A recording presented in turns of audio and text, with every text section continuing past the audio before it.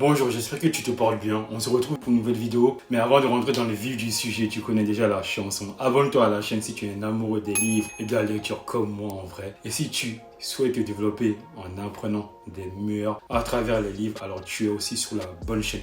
Et n'oublie surtout pas de lâcher un gros pouce bleu sous cette vidéo. Aujourd'hui, il n'est plus à prouver que lire des livres améliore nos capacités cognitives, nos capacités de mémorisation, nos capacités de focalisation et nos capacités analytiques ou encore nos capacités de réflexion. En vrai, tu sais quoi? Lire des livres entretient ta santé mentale. Du moins, tu pars bien à la salle de sport pour entretenir ton corps. Alors, tu dois aussi lire des livres pour entretenir ton cerveau. J'ai déjà fait des vidéos sur les bienfaits de la lecture.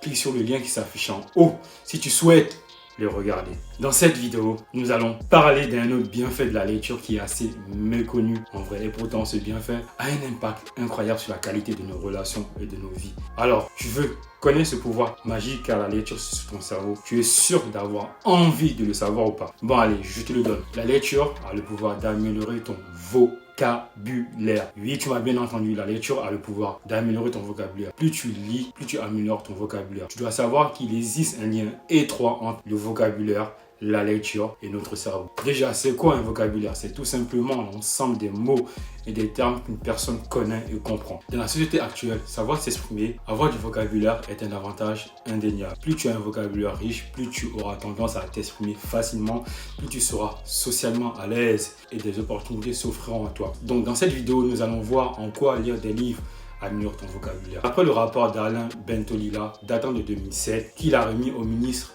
de l'éducation de l'époque, l'enfant au vocabulaire le plus pauvre connaît 3000 mots.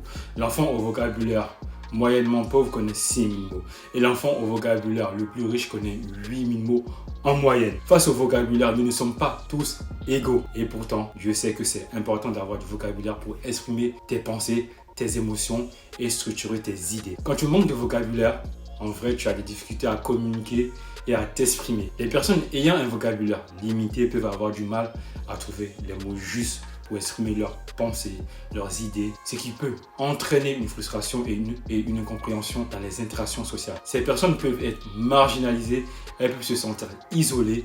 Avoir du vocabulaire, c'est créer du lien social avec les autres. C'est aussi mieux structurer ses pensées, ses idées. Une étude menée par Groot et Vanderberg en 1997 a démontré que les travailleurs qui avaient un vocabulaire plus riche dans le milieu professionnel avaient plus tendance à occuper des postes élevés et à avoir une meilleure perspective de carrière. Chez l'enfant aussi, un manque de vocabulaire est très vrai handicap. Une autre étude menée en 1997 par Cunningham et Stanley a révélé qu'un vocabulaire limité chez l'enfant était annonciateur de difficultés scolaires et de difficultés dans la vie adulte. On minimise énormément l'impact négatif d'un manque de vocabulaire dans notre vie de tous les jours. Par manque de mots, des personnes restent seules. Par manque de mots, des personnes peuvent s'exprimer autrement, notamment par la violence. Exprimer ce que l'on ressent, ce que l'on pense, passe par les mots.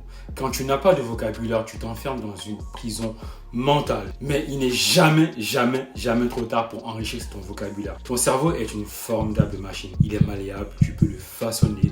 Plus tu l'exposes à une chose que tu veux apprendre, plus il va s'adapter pour apprendre la chose dont tu désires. Très importante. Donc tu m'as compris. Plus tu vas exposer ton cerveau à la lecture de livres, plus tu apprendras de nouveaux mots. La lecture est un formidable moyen pour développer ton vocabulaire. Quand tu lis un bon livre, certains neurones s'activent dans ton cerveau.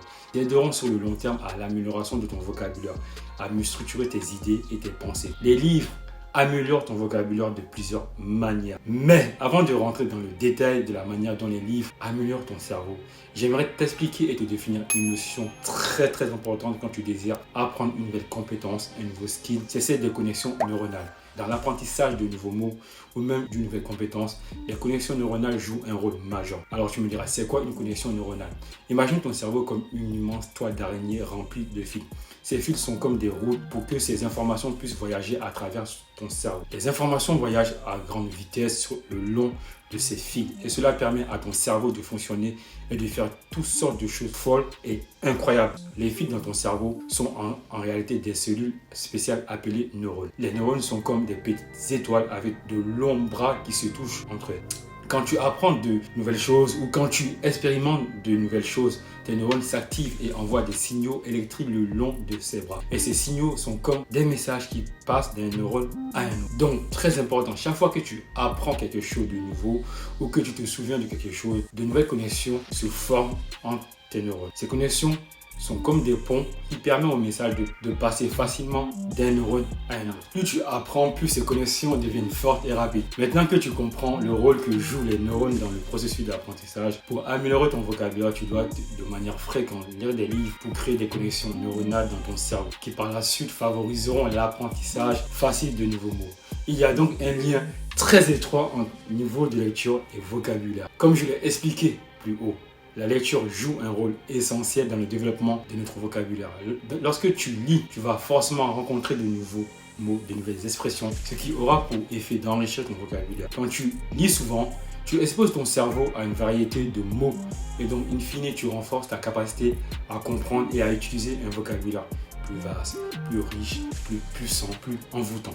Quand tu lis un livre, tu vas activer dans ton cerveau certaines régions. En effet, la compréhension des mots et des phrases impliquent des processus cognitifs complexes tels que la reconnaissance des formes, la mémoire lexicale, la mémoire et la compréhension syntaxique. Des études d'imagerie cérébrale ont montré que la lecture active des régions de notre cerveau associées au langage, à la mémoire et à la compréhension. Quand tu lis un livre, tu vas acquérir de nouvelles compétences sur divers sujets. Cette acquisition de nouvelles compétences viendra enrichir ton langage.